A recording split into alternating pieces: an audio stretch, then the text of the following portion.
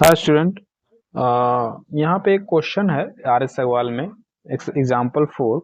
ये मुझे लगता है कि बहुत सारे बच्चों को यहाँ पे कंफ्यूजन होता है इस क्वेश्चन में समझने में कि कैसे इसके सीएफ को इस फॉर्म में एक्सप्रेस करें। तो आज हम उसी को डिस्कस करते हैं। तो इस क्वेश्चन में क्या है कि हमें दिया हुआ है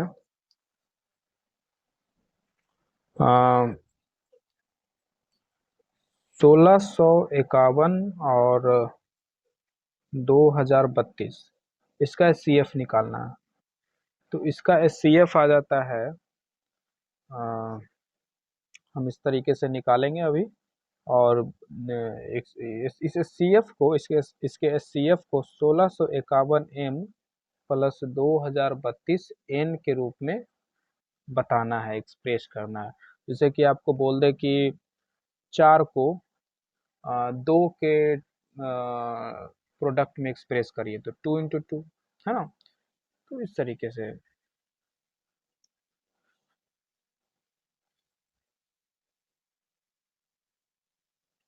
तो सबसे पहले तो हम इसे एस सी एफ निकालते हैं। तो 1651 और 2032 एक बार में लगाएंगे 1601। अब यहाँ पे सी एफ 127 है, ये 127 को ही इस फॉर्म में दिखाना है, ऐसा बना देना है। ठीक है, तो करते हैं काम। देखिए यहाँ पे 127 कुछ दो टर्म के सम में है ना। तो यहाँ पे भी कुछ ऐसा ही 127 से रिलेटेड कोई इक्वेशन उठाते हैं। ठीक है, कोई क्वेश्चन निकालते हैं 127 जिसमें हो। तो यहाँ से मुझे 2-3 इक्वेशन मिल सकते हैं, पहले वो इक्वेशन लिख लेते हैं। तो बाय डिवीजन लेमा ये ए और बी है, जिसको डिवाइड किए तो क्वोशिएंट और रिमाइंडर आया है ना। तो यहाँ पे लिख सकते हैं 2032 is equal to 1651 into 1 plus 381। यहाँ से ये इससे हो गया। यहाँ पे एक डिवीजन लेमा लगाएं, यहाँ पे फिर एक डिवीजन लेमा लगाएं, यहाँ पे फिर एक डिवीजन लेमा लगाएं। और इस बार बार डिवीजन लेमा लगा लगा कर हम जो सी एफ निकालते हैं, इसी को हम एल्गोरिदम कहते हैं। बार बार एक टेक्निक यूज करना, that is algorithm to find solution. तो यहाँ पे डिवीजन वाला बार बार टेक्निक लगा रहे हैं तो डिवीजन एल्गोरिदम हुआ। क्या है बार बार टेक्निक लगा रहे हैं तो डिवीजन लेमा। खैर वो तो बेसिक बातें थी, टॉपिक थी। यहाँ से सभी इक्वेशन हम निकाल लेते हैं और उसमें से देखते हैं कि हमारा एच सी एफ कहाँ पे लाई कर रहा है। 1651 is equal to 381 into 4 plus 127। यहाँ पे 381 is equal to 127 into 3 plus 0।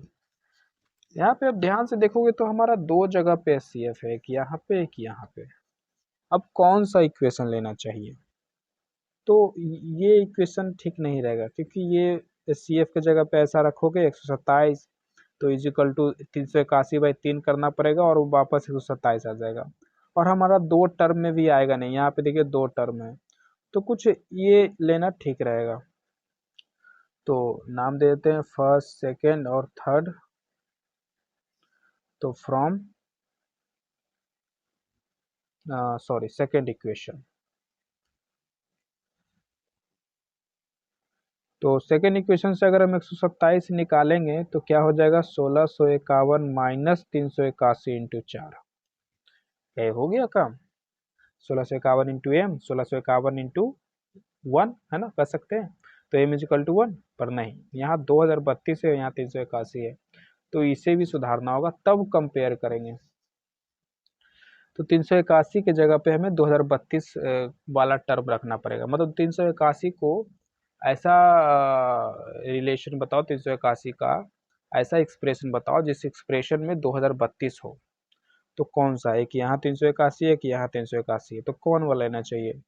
तो ये वाला तो कभी मत लो, क्योंकि ये इक्वेशन, यही जो इक्वेशन ये है ना। और ये वाला वैल्यू यहाँ रख दोगे, दोनों तरफ एल एच एस बराबर आर एच एस हो जाएगा, 0 बराबर 0, इस तरीके से दोनों तरफ इक्वेट हो जाएगा। तो एक इक्वेशन को ले लिए या फिर उस इक्वेशन में उसी का वैल्यू फिर ले लिए, तो ऐसा नहीं करना।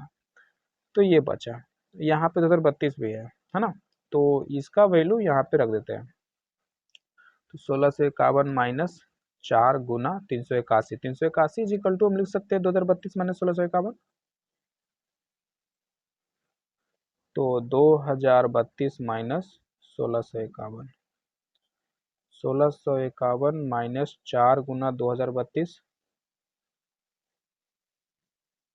और माइनस माइनस प्लस 1651 गुना 4, 1651 गुना 4 मतलब 1651 गुना 5, और ये हो गया 2032 गुना 4। अब कंपेयर करते हैं 1651 m इंटू 5 मतलब m is equal to 5, 2032 n यहाँ पे 4 तो n is equal to 4। But एक मिनट, यहाँ प्लस है यहाँ माइनस है, तो इसे भी सेम करना होगा तब कंपेयर करेंगे। तो इसके लिए हम क्या करें, यहाँ ये माइनस इसके पास दे देते हैं, ऐसा लिख सकते हैं ना, आगे आ जाएगा माइनस। तो यहाँ पे n इज इक्वल टू -4 आया ना कि 4। तो यहाँ बोलेंगे इसे 4 नाम देते हैं और इसे 5। तो बाय कंपेयरिंग इक्वेशन 4 एंड 5 क्या हो जाएगा, m इज इक्वल टू,